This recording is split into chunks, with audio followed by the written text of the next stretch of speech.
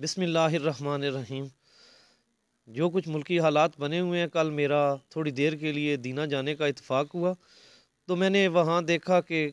کافی social ٹیمیں جو ہیں وہ اپنی مدد آپ کے تحت لوگوں کے گھروں میں سپرے کر رہی ہیں، گلیوں محلوں میں، اور لوگوں کو آگاہی دے رہی ہیں کہ یہ کرونا وائرس جو ہے یہ کتنی بری بیماری ہے اور ایک سے دوسرے بندے کو یہ کیسے لگتی ہے۔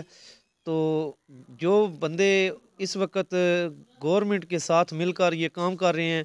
وہ ایک بہت بڑا نیکی کا کام ہے اور لوگوں کی بھلائی کا کام ہے۔ اس لیے ہمیں چاہیے کہ ہم اس بات کو سیاسی رنگ نہ دیں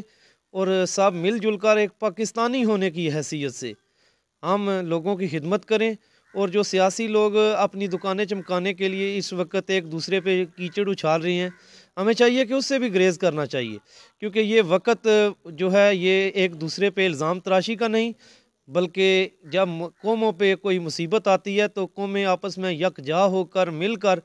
ایک دوسرے کا سہارا بنتی ہیں۔ اور آج ہم نے جو ہے یہ لگایا ہوا ہے کہ وہ شیعہ آئے ان کی وجہ سے کرونا پھیلا،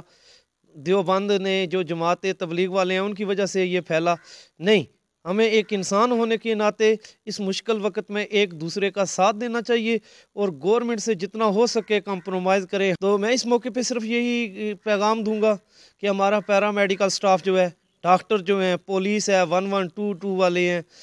اور